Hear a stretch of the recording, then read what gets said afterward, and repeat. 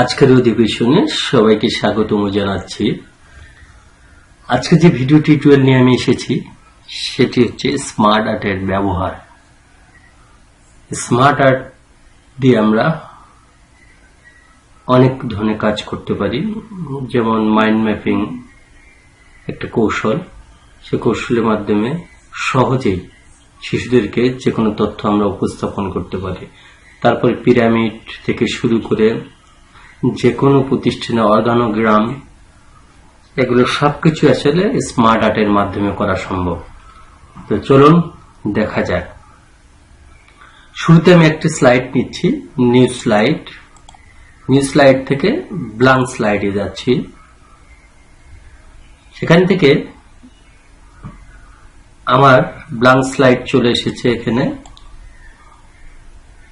তারপরে আমি insert a যাচ্ছি। যেহেতু আমাকে স্মার্ট আর্ট ইনসার্ট করতে হচ্ছে, সেক্ষেত্রে আমি ইনসার্টে যাচ্ছি।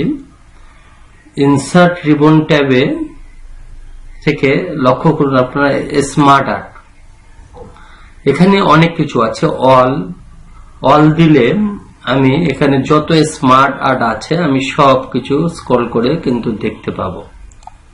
যদি লিস্ট করি তাহলে লিস্টে যে স্মার্ট আর্ট গুলো আছে সেগুলো দেখতে পাবো। যদি প্রসেসে আমি ক্লিক করি তাহলে প্রসেসে যে স্মার্ট আর্ট গুলো আছে দেখতে পাবো। সাইকেল যদি করি আমি তাহলে সাইকেলে দেখতে পাবো। আমি যদি একটা মাইন্ড ম্যাপিং স্মার্ট আর্ট নিয়ে কাজ করতে চাই তাহলে আমার এখানে সাইকেল থেকে এই স্মার্ট আর্টকে আমার পছন্দ করতে হবে। করার পরে ওকে তে ক্লিক করলাম। দেখুন আমার চমৎকারভাবে স্মার্ট আর্টটি চলে আসলো আমার ব্ল্যাঙ্ক স্লাইডে। এখন এই স্মার্ট আর্টটিকে যদি আমি একটু বড় করতে চাই, দেখেন চারিদিকে একটা বর্ডার আসছে। এই বর্ডারে মাউস পয়েন্টারটা এখানে রাখলে উভয় দিকে তীর হবে, তারপরে এটাকে বড় করা যাবে। এখন এই স্মার্ট আর্টে লক্ষ্য করুন যে চারিদিকে টেক্সট আছে, আর এর ভিতরে লেখা যাবে, আমরা ছবিও নিয়ে আসতে পারি। তো সেক্ষেত্রে আমি যদি একসঙ্গে লিখতে চাই, বাংলা বা ইংলিশ যেটাই লিখি না কেন, তাহলে একসঙ্গে আমাকে ফন্টটা নির্বাচন করলে ভালো। কারণ আমি যদি শুধু সিঙ্গেল একটা বক্সে লিখি তাহলে আমার আবারও ফন্টকে চেঞ্জ করতে হবে। তো আমরা ইংলিশ মোডটাকে বাংলা করছি অব্র, এবং এটাকে পুরোটাকে কন্ট্রোল এ দিয়ে আমরা সিলেক্ট করছি। তারপর হোম থেকে, যেহেতু আমাদের বাংলা লেখার উদ্দেশ্য, হোম থেকে আমি নিকোর ব্যান, লক্ষ্য করুন নিকোর ব্যান এই ফন্টটি আমি করছি, ইউনিকোডে টাইপ করছি। টেক্সট মাঝখানে যেটা আছে, ধরুন আমি শিশুদেরকে বর্ণ শেখাচ্ছি, ব্যঞ্জন বর্ণ শেখাবো, সেক্ষেত্রে BORR শিফট N বর্ণ আমি লিখলাম মাঝখানে। প্রথমে দিলাম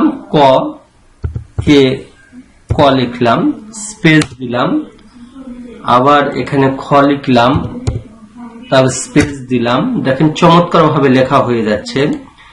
গ লিখলাম, এখানে স্পেস দিলাম, ঘ লিখলাম, এখানে স্পেস দিলাম। আমি এই চারটা বর্ণ কি শিখাবো। অথবা আমরা যদি এখানে মাঝখানে একটা বর্ণ লিখি এবং বর্ণ দিয়ে যদি শব্দ তৈরি করতে চাই, সেক্ষেত্রে কিন্তু এর মাইন্ড ম্যাপিং মাধ্যমে আমরা সহজেই করতে পারি। দেখুন যখন স্মার্ট আর্টটা আমি নিয়ে এসেছি তখনই নতুন একটা রিবন ট্যাব এখানে চলে আসছে। ফরম্যাটে ডিজাইনে যাচ্ছে আমি। সেখান থেকে চেঞ্জ কালার, দেখেন অনেক ধরনের কালার আছে এখানে, আমি চেঞ্জ করতে পারবো। স্মার্ট আর্ট যে স্টাইলটাকে করতে চাই আমরা, স্মার্ট আর্ট স্টাইলে যে ড্রপ ডাউন অপশনে ক্লিক করে আমাদের অনেক ধরনের স্টাইল আছে। আমরা দেখেন চমৎকার ভাবে একটা স্টাইল হয়ে গেল।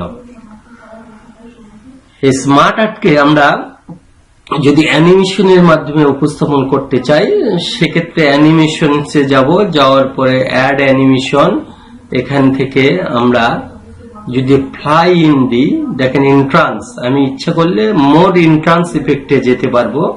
এখান থেকে ফ্লাই ইন দিয়ে ওকে করলাম।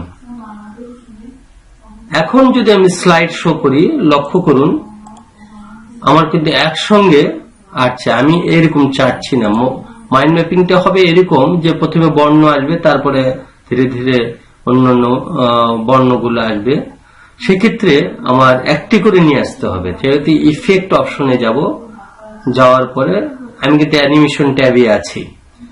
1 by 1 লক্ষ্য করুন আপনারা, 1 by 1। এখন আমি যদি স্লাইড শো করি, চমৎকার ভাবে কিন্তু আমার এটা হয়ে গেল। এখন এখানে আমার আছে 4টি সার্কেল, বর্ণ বাড়তে মাঝখানে এই সার্কেলটি বাদ দিয়ে আমি যদি ঘয়ের পরে ও লিখতে চাই, তাহলে এখানে এটাকে নির্বাচন করব। করার পরে ডিজাইন থেকে কিন্তু অ্যাড শেপ আছে, এখানে দেখুন শেপ কিন্তু অ্যাড হয়ে গেছে। এখানে অপশন আছে add after, add shape after মানে তারপরে, অ্যাড শেপ বিফোর। ওই যে শেপটা সিলেক্ট করা আছে, যে শেপটা তার আগে না পরে আমি ইনসার্ট করতে চাই, কিন্তু এখান থেকে কিন্তু করা যাবে। আপনি রাইট বাটনে ক্লিক করে চমৎকার ভাবে অ্যাড শেপ থেকে আফটার বিফোর করতে পারেন। অনেক ভাবে আমরা করতে পারি। এখানে আমি ও লিখছি, এনজি আমার ও হয়ে গেল।